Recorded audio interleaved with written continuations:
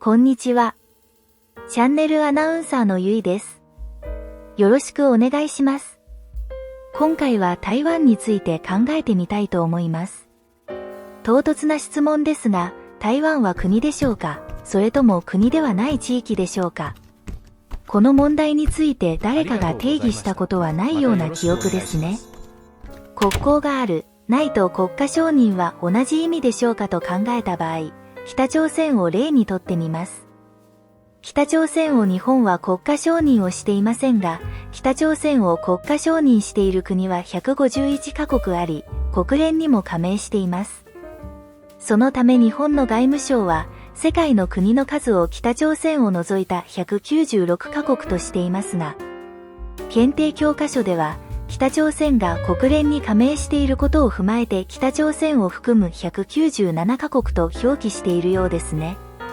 台湾との違いは、国家承認している国の数と国連に加盟しているかいないかということでしょうか。現在台湾を国家承認している国は13カ国となっており、台湾は国連に加盟していません。国家承認している国が13カ国あるということは、その13カ国にとっては台湾は国であり、大使館が存在して国交があるということになります。それでは国連に加盟していないという点はどうでしょうか。現在日本が国家承認している国は195カ国あり、その中のバチカン、コソボ、クック、ニウエは国連に加盟していません。しかし日本としては国交があり、正式に国家として承認をしているということになります。そうすると、国連に加盟しているかどうかが、国であるか国でないかという判断にはならず、あくまでも国同士が国として承認しているか否かによるもののように見えます。国際的には国をどのように定義しているのでしょうか。これは、1933年のモンテビデオ条約に示されているものがあり、国家資格要件として、1、永久的住民、2、明確な領域、3、政府、4、他国との関係を持つ能力を挙げています。台湾を見てみると、この条約の要件をすべて満たしているものと考えられます。国交がある国が13カ国であることと、他国との関係を持つ能力をどのように評価するかということはありそうですが、これはあくまでも国際的に中国に妨害されて国交が結べないという側面が大きいです。モンテビデオ条約が示す国家要件から考えてみると、台湾は国家要件を満たし、国として認める国が13カ国あり、これが増えないのは中国からの妨害のためで、同じ目的で国連に加盟することができない、と見るのが正しいでしょう。国連の加盟条件では、理事国15カ国のうち9カ国の賛成が必要で、常任理事国のうち1カ国でも反対すれば、加盟勧告は出せないとしていますので、常任理事国に中国がいる限り国連加盟はできないことになります。それでは、台湾はこれまで国連に一度も加盟できなかったのでしょうか。そんなことはありません。日本ではあまり言われることがないのは不思議ですが、台湾は国連の常任理事国でした。日本は終戦においてポツダム宣言を受諾しましたが、相手国に記されているのは、アメリカ、イギリス、中華民国です。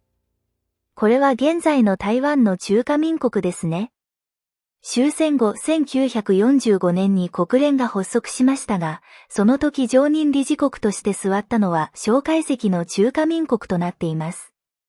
終戦後蒋介石は南京に戻り憲法を制定しますが、国共第二次内戦が始まります。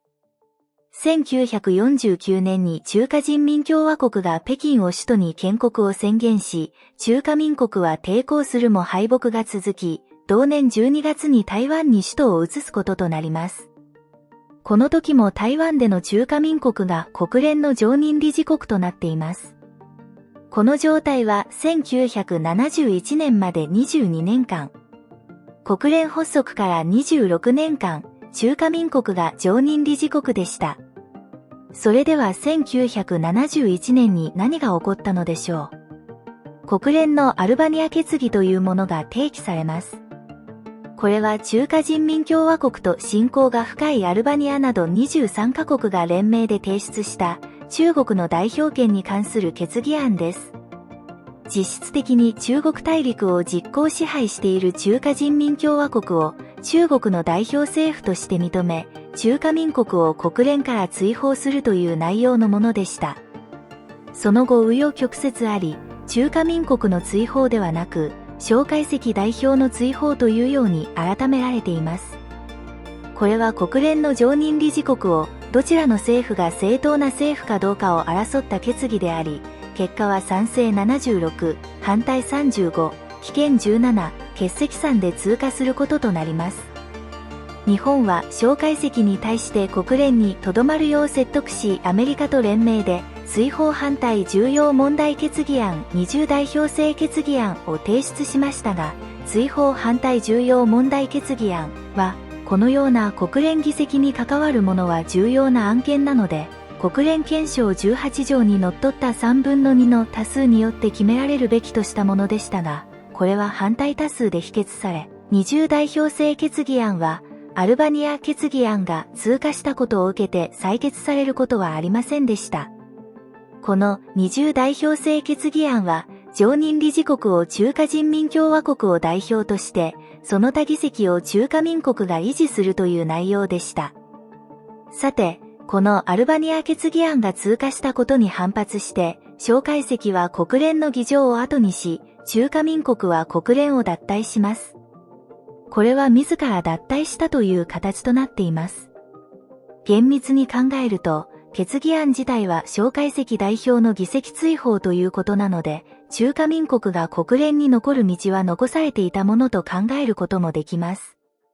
そして現在の中国が言っている一つの中国の原則について、このアルバニア決議が認めたわけではなく、あくまでも代表政府がどちらかを採決したに過ぎないのです。国連は、これまで過去に遡って国連を除名された国は一つもないとしています。国連憲章の第5条に資格停止の条件が書かれていますが、これにこの代表権問題が抵触するとは思えず、そのためアルバニア決議案も当初の中華民国追放という文言を蒋介石代表の追放と書き換えたのかと思われます。この中華民国追放なのか、蒋介石代表の追放なのかについては日本の情報では両方のものがあり、アメリカの資料では原文が載せられてあり、そこには蒋介石代表の追放と書かれています。このように考えてみると、中華民国は蒋介石が政府代表から降りれば、中華人民共和国と別の国としての中華民国として、国連に加盟する道もこの時代にはあったという見方もできます。もちろん蒋介石が代表を辞するということは現実的にはありません。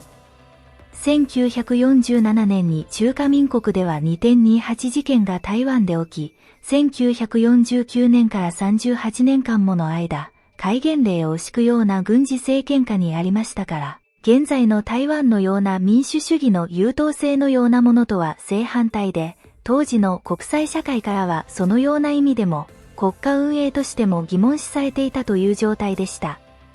この戒厳令38年間は人類史上最長とも言われています。このアルバニア決議こそが、現在中国が主張する国際社会が一つの中国の原則を支持したという根拠となっていますが、そのような決議がされたことはありません。アメリカ政府は正式に代表権問題は決議されたが台湾領有権問題は決議されていないと見解を示しています。とはいえ、中華人民共和国が国連の正式な常任理事国として認められた以上、次々と各国は中国との国交を求め、それと引き換えに中国は台湾との断交を求めます。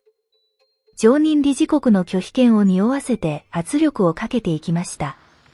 この流れの中で、日本は1972年に中国と国交を結び、その後アメリカも国交を結びます。